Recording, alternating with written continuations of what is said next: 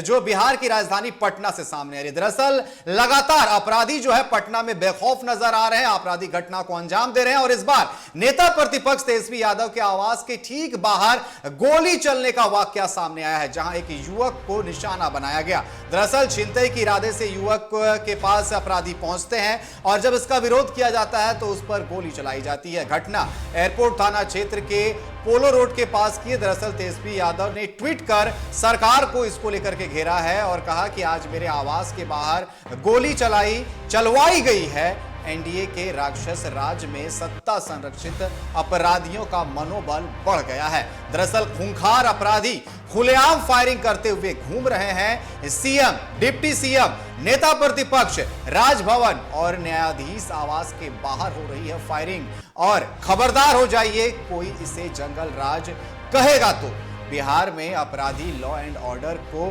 Criminal disorder कर दिए हैं। तो तेजस्वी यादव ने पोस्ट किया है और सरकार पर तंज कसा है, विधि व्यवस्था पर उन्होंने एक बार फिर से तंज कसा है, क्योंकि आज अहले सुबह एक बार फिर गोलीबारी की घटना को अंजाम दिया गया। तेजस्वी यादव के आवास के बाहर एयरपोर्ट के पास जो है इस घटना को अंजाम दिया गया, जहां पर एक युवक से पहले छिनतई की जाती है और जब वो उसका विरोध करता है तो गोली चला दी जाती है। ऐसे में नेता प्रतिपक्ष तेजस्वी यादव ने पोस्ट किया और सुशासन की सरकार यानी कि नीतीश कुमार की सरकार पर उन्होंने निशाना साधा है और कहा है कि कोई कुछ नहीं कहेगा और जंगल राज तो बिल्कुल नहीं कहेगा। जिस तरीके से लगातार आपराधिक घटनाएं बढ़ रही है, लगातार जिस तरीके से हत्या की घटनाओं को अंजाम दिया जा रहा है, राजधानी पटना में एक बार फिर गोलीबारी की घटना सामने आई, जहां छिनतई की कोशिश करने पहुंचे अपराधियों ने पहले छिनतई की और जब इसका विरोध किया तो युवक पर गोली चला दी। हालांकि युवक इस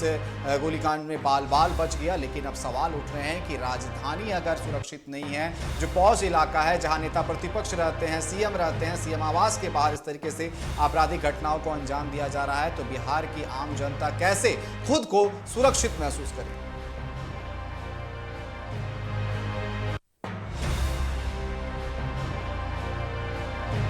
पूरे तरीके से अपराधियों का राज आ गया है। सरकार नाम की कोई चीज नहीं रह गई है।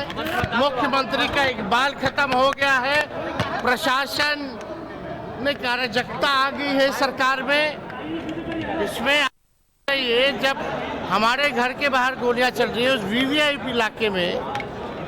ऐसा तो आज तक नहीं हुआ। यार कोई सुरक्षित नहीं है बिहार में। ये बहुत बड़ा जो है बिहार में अपराधी जो है लॉ एंड ऑर्डर के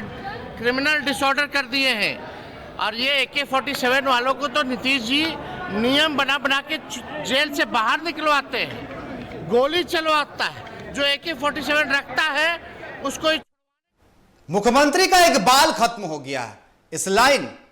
और इस तंज को, इस आरोप को आप याद कर लीजिए, क्योंकि ये लगातार पिछले 3 महीने से सुनने को मिल रहा है और आगामी विधानसभा चुनाव तक सुनने को मिलेगा, क्योंकि लगातार बिहार में आपराधिक घटनाएं बढ़ रही है और अब तो वीवीआईपी इलाका जो है, तेजस्वी यादव नेता प्रतिपक्ष, उनके आवास के बाहर भी गोली चली है और इसको लेकर के तेजस्वी यादव ने निशाना साधा है और कहा है कि सरकार का इकबाल खत्म हो गया। और उसी पर चर्चा करने के लिए हमारे साथ पटना संवाददाता राजीव कमल हमारे साथ लाइव जुड़ चुके हैं। राजीव, जिस तरीके से लगातार विगत अगर 2-3 महीनों की बात की जाए आपराधिक घटनाओं को अंजाम दिया जा रहा है, लोग खुद को सुरक्षित महसूस नहीं कर रहे, ऐसे में पटना के वीवीआईपी इलाके जहां पर मंत्रियों के, नेता प्रतिपक्ष, तमाम लोगों के घर है, उनके बाहर भी जो है अपराधी बेलगाम हो गए हैं, वहां पर भी आपराधिक घटनाओं को दिन दहाड़े अंजाम दिया जा रहा है। ऐसे में एक बार फिर से तेजस्वी यादव ने सवाल पूछा है कि आखिर कहां है इकबाल खत्म हो गया है सीएम का।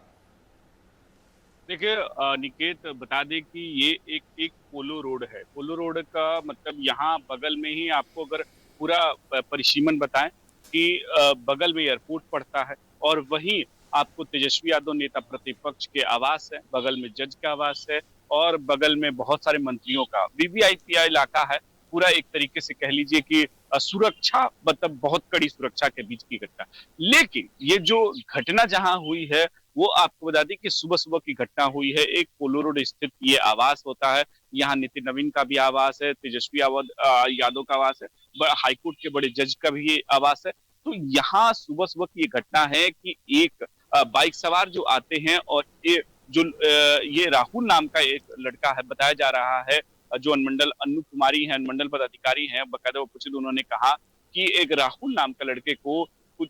2 लोगों के द्वारा छिनतई करके मतलब छीना गया उनसे, कहा जा रहा है कि कुछ पैसे भी छीने गए उनसे, मोबाइल भी छीनने की कोशिश की गई। उसी क्रम में छीना झपटी में ही गोली चलानी है और गोली में बताया जा रहा है कि 4 गोली चलाई गई है और उसमें बकायदा कहा जब पुलिस जांच भी कर रही है, एफएसएल की टीम भी पहुंची थी, लेकिन खोखा एक ही बरामद हुआ। तो पुलिस की तरफ से ये छानबीन चल रही है, सभी सीसीटीवी कैमरे खंगाले जा रहे हैं, लेकिन सवाल वही खड़ा होता है निकेत कि जब राजधानी पटना में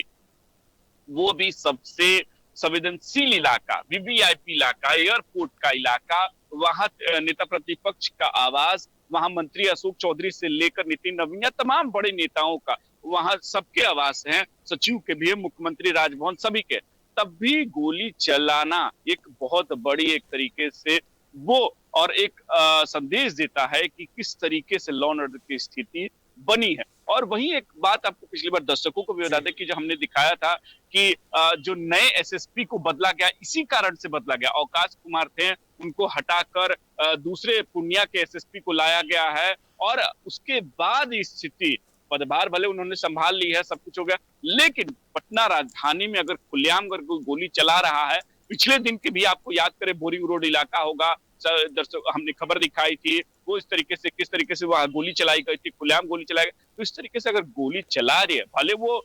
छोटे मोटे अपराधी हो सकते हैं, स्नाइपर हो सकते हैं तमाम, लेकिन इस तरीके की घटना कैसे हो सकती है, ये सवाल क्यों खड़े नेता प्रतिपक्ष। लेकिन राजीव, सबसे बड़ा सवाल तो ये उठ रहा है, गोली आखिर चल क्यों रही है? क्या लाइसेंसी रिवॉल्वर से तो कोई छिनतई करने पहुंचेगा नहीं? यहां सवाल तो यही उठ रहा है कि बहुत ज्यादा मात्रा में जो है अवैध रूप से गन फैक्ट्री चल रहा है, तभी तो कोई भी आए दिन गोली चला दे रहा है, कुछ भी घटना हो रहा है सीधे गोली तान दे रहा है, यहां पर बंदूक तान दे रहा है। ऐसे में सवाल तो ये उठ रहा है कि लॉ एंड ऑर्डर प्रशासन आखिर क्या कर रही है, रोक क्यों नहीं लगा पा रही है इन अपराधों पर?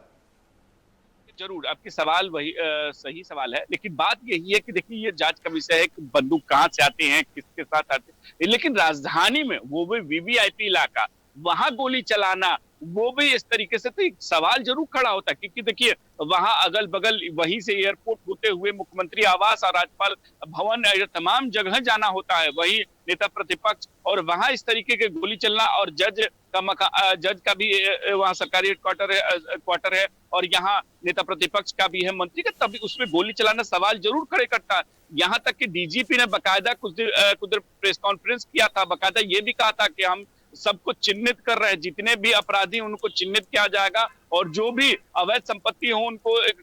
खत्म किया जाएगा। लेकिन सवाल वही होता है कि राजधानी में खुलेआम गोली चल जाती है और सवाल नेता प्रतिपक्ष आर पर कहते हैं कि ये जो हमारे जंगल राज की बात करते हैं वो अपनी जंगल राज के बारे में क्यों नहीं बताते, जब हमारे सरकारी आवास के बाहर गोली चल जाती है। वहीं उन्होंने एक कटाक्ष और किया कि जो लोग AK-47 रखने वाले का साथ दे रहे हैं उनको जेल नियमावली बदलवा के उनको छुड़वाया जाता है। उन्होंने बहुत बड़ा एक तरीके से तंज कसा है, वो अनंत सिंह को लेकर कसा है। लेकिन बात यही है कि वो बार बार नेता प्रतिपक्ष आज राज्य परिषद की बैठक हो रही थी, उसमें उन्होंने बाहर निकलते पत्रकारों से ये कहा किस तरीके का लॉ एंड ऑर्डर है, कहाँ वो एक तरीके से सुशासन है। नीतीश कुमार की सरकार पूरी तरीके से बेसुध हो चुकी है, नीतीश कुमार खुद बेदूस हो चुके हैं, उन्हें एक तरीके से लॉ एंड ऑर्डर संभल नहीं रही है।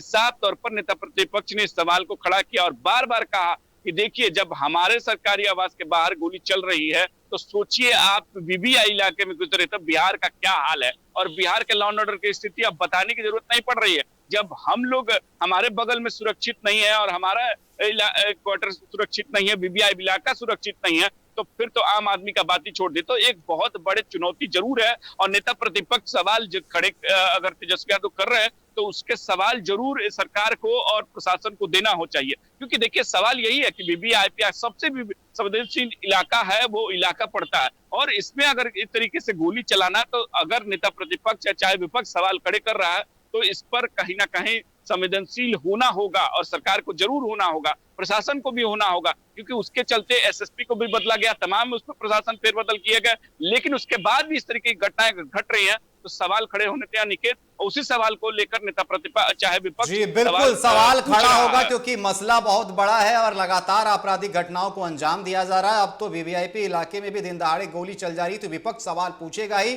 और सत्ता पक्ष को इसको लेकर के जवाब देना होगा। फिलहाल आप हमारे साथ बने रहें। अब